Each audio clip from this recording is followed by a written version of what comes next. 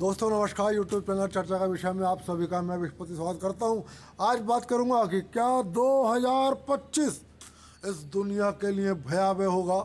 ये बात मैं नहीं कह रहा हूं, आप सबकी आस्था आजकल उत्सुकता होगी। लोग टीवी चैनलों से लगे रहते हैं, यूट्यूब ढूंढते रहते हैं, अखबारों में पढ़ते हैं कि आखिर किसी ने कुछ बताया है क्या कि अगला साल कैसा होगा। मैं आज आपको ऐसी एक खबर लेके आया हूँ। एक भविष्यवक्ता ने कहा है कि साल 2025 पूरी दुनिया के लिए बहुत भयावह होने जा रहा। दोस्तों मैं आपको बता दूं कि ये भविष्यवक्ता भारतीय एस्ट्रोलॉजरों की तरह खगोल विज्ञान यानी कि ग्रह नक्षत्रों के आधार पर भविष्यवाणी नहीं करते। ये भविष्यवक्ता भारतीय भी नहीं है और हिंदू भी नहीं है।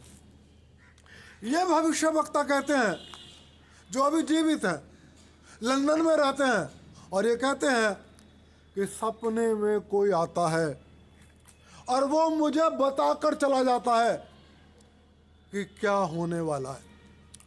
इन्होंने अब तक जितनी भी भविष्यवाणी करी है लगभग वो सब सच हुई है।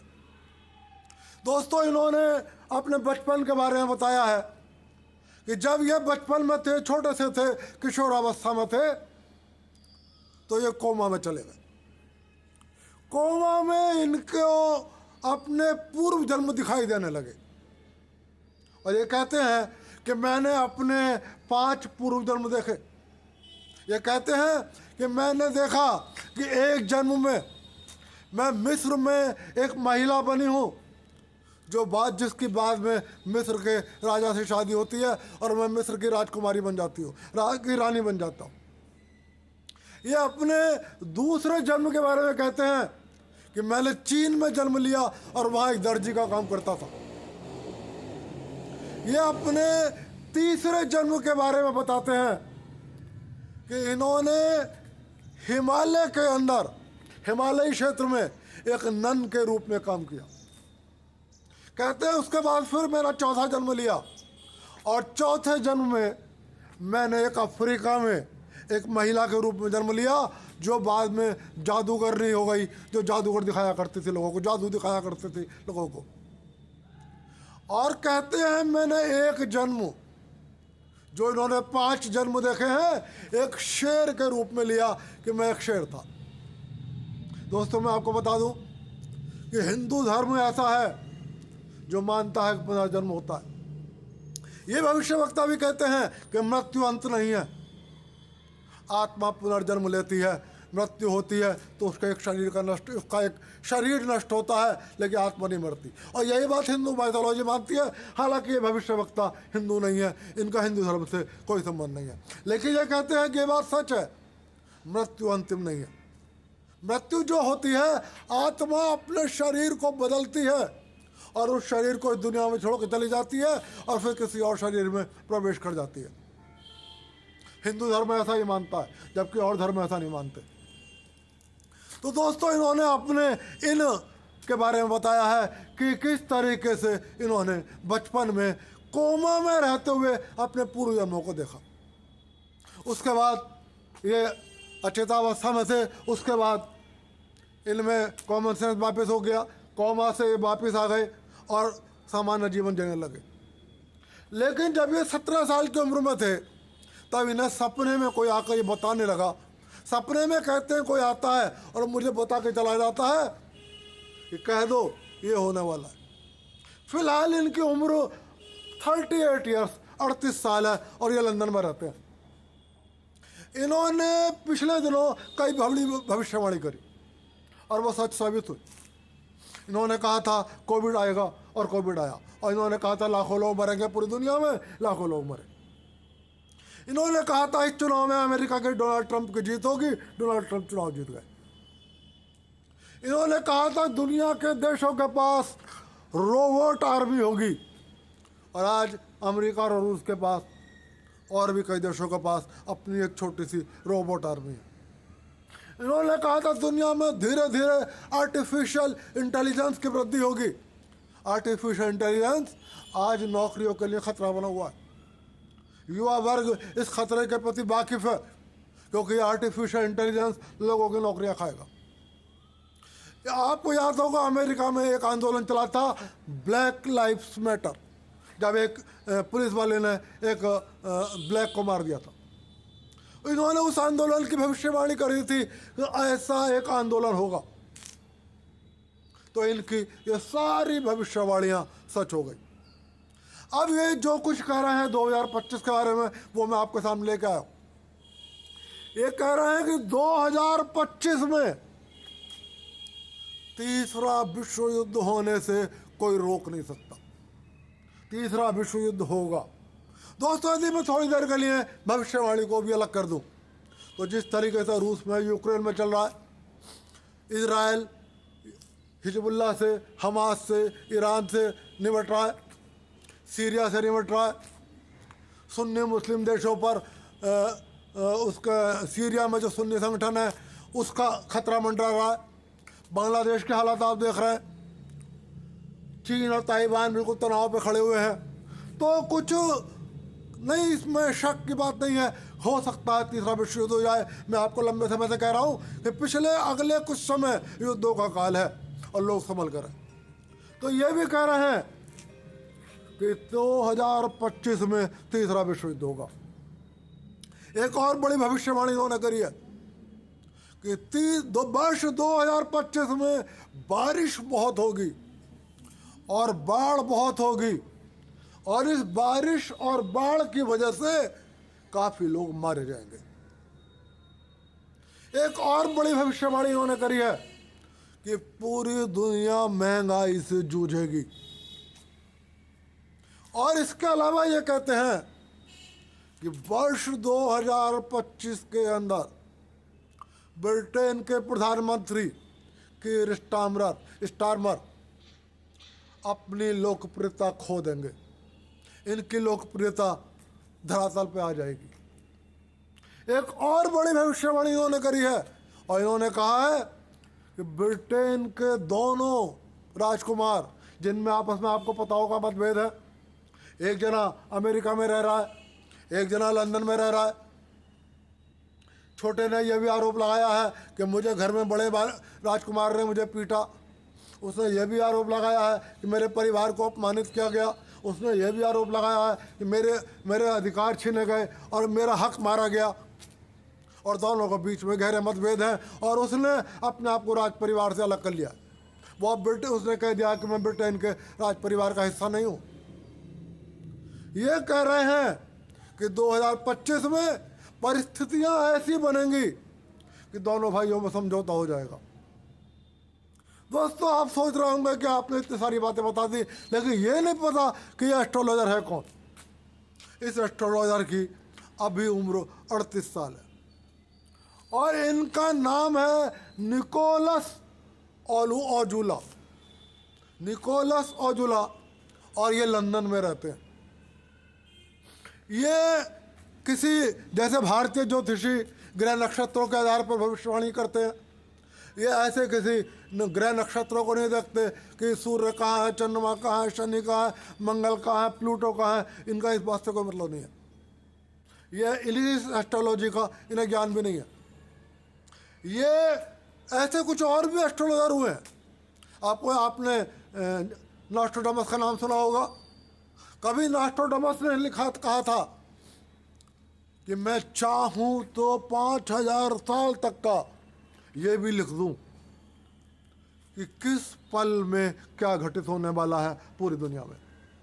लेकिन नॉस्ट्रोडामस ने कहा था कि यदि मैं 5000 साल का भविष्य लिख दूं कि कब किस पल दुनिया के किस हिस्से में क्या होने वाला है, तो ये अननेचुरल होगा, अस्वाभाविक होगा और प्रकृति के खिलाफ होगा। इसलिए नॉस्ट्रोडामस ने कहा था कि मैं अगले 5000 सालों का भविष्य पहेलियों से लिखूंगा, और लोग उस घटना के घटित होने के बाद ये समझ सकेंगे कि मैंने ऐसा कहने के लिए, मैंने ऐसा होने के लिए पहले ही लिख दिया था।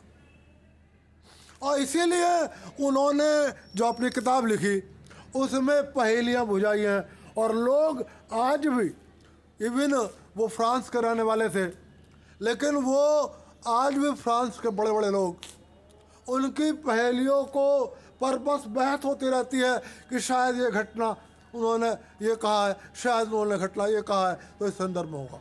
वो भी किसी खगोल विद्या के आधार पर भविष्यवाणी नहीं करते थे जैसे कि निकोलस ओजुला कर रहा है। नास्ट्राडामस को भी एहसास होता था कि किस पल क्या होने वाला है। मैं नास्ट्राडामस का एक बहुत रोचक किस्सा आपको सुनाऊंगा कि नास्ट्राडामस ने एक बार एक पटली बनवाई, तख्ती बनवाई और उस पर कुछ लिख दिया और उसको सील पैक कर दिया और उन्होंने कहा कि जब मैं मर जाऊं तो मेरी कब्र में मेरी लाश के ऊपर इस पट्टिका को रख देना। उस पट्टिका में क्या लिखा था ये किसी को नहीं पता था। जब उनके निधन हो गया तो वो पट्टिका उनके पक्ष में उसमें लगा दी गई। इसी दौरान एक घटना घटित हुई। उनके मरने के बाद उनका बेटा भी भविष्यवाणी करने लगा, लेकिन वो एस्ट्रोलॉजर नहीं था। वो अपने बाप के रास्ते पर चल के पैसा कमाने लगा एस्ट्रोलॉजी के माध्यम से, और उसने उल्टी सीधी भविष्यवाणी करनी शुरू कर दी, लेकिन उसकी भविष्यवाणियां गलत होने लगी। जब उसकी भविष्यवाणियां गलत होने लगी तो लोगों को शक हुआ और एक बार उसने अपनी एक भविष्यवाणी को सही करने के लिए कहा है, गांव वालों से कहा कि उस रात को गांव छोड़ जाना क्योंकि गांव में आग लग जाएगी और सब जल के मर जाएंगे। अब गांव वाले सतर्क हो गए और वो देखने लगे कहीं ऐसा तो नहीं है कोई गांव में आग लगाएगा, और उन नास्ट्राडामस का बेटा उस रात को गांव में आग लगाने पहुंच गया अब ताकि उसकी भविष्यवाणी सही सिद्ध हो जाए।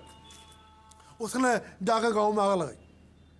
जब वो आग लगाने गया गांव के लोगों ने पकड़ लिया और उन्होंने कहा ये झूठा है, ज्योतिषी ये एस्ट्रोलॉजर झूठा है। फिर लोगों ने कहा इसका बाप भी ऐसे लोगों से झूठ बोलता था, बहकाता था, कोई एस्ट्रोलॉजर नहीं होती, कोई ज्योतिष विज्ञान नहीं होता। लोगों ने जाके गुस्से में उनकी कब्र खोद दी, और जब कब्र खोदी तो उस पट्टिका को हटाया। जिस दिन वो कब्र खुदी उस दिन की तारीख उस पट्टिका पे लिखी थी और लिखा था कि मेरा बेटा एस्ट्रोलॉजी करना शुरू करेगा, वो झूठी एस्ट्रोलॉजी करेगा और वो एक बार पकड़ा जाएगा और लोग कहेंगे नास्ट्राडामस भी झूठी एस्ट्रोलॉजी करता है, इसलिए इस तारीख को लोग गुस्से में मेरी कब्र को खोद डालेंगे। तो दोस्तों इस तरीके से एस्ट्रोडामस की वो भविष्यवाणी सच सिद्ध हुई। उन्होंने अपने मरने से पहले ये लिख दिया था कि किस तारीख को मेरी कब्र खोदी जाएगी। इसी तरीके से ये निकोलस ओजुला है, ये कहते हैं कि मैं कोई नक्षत्र नहीं देख रहा। आपको ध्यान होगा, आपको याद होगा, भारतीय जो एस्ट्रोलॉजी है वो ज्योतिष शास्त्र ग्रह नक्षत्रों के ऊपर आधारित है। एक नई एस्ट्रोलॉजी, जियो पॉलिटिकल एस्ट्रोलॉजी चली है, जो ग्रह नक्षत्र कहाँ पर स्थित है, किस जगह पर, किस देश पर क्या प्रभाव पड़ेगा, वो उस पर आधारित होती है। लेकिन निकोलस ओजुला कहते हैं कि मुझे सिर्फ भविष्य कोई सपने में आता है और वो सपने में बता के चला जाता है, चाहे वो ट्रंप की जीत हो, चाहे वो आर्टिफिशियल इंटेलिजेंस का मैटर हो, चाहे वो कोविड का मैटर हो, चाहे वो ब्लैक लाइव्स मैटर का मैटर हो। ये सारी भविष्यवाणियाँ उनको सपने में दिखाई दी और उनको सपने में किसी ने आके बताया। फिलहाल इनका कहना है कि दुनिया तीसरे विश्व युद्ध के लिए तैयार रहे। तीसरा विश्व 2025 में होके रहेगा। दुनिया महंगाई के लिए तैयार रहे, दुनिया बारिश के लिए तैयार रहे, दुनिया बाढ़ के लिए तैयार रहे।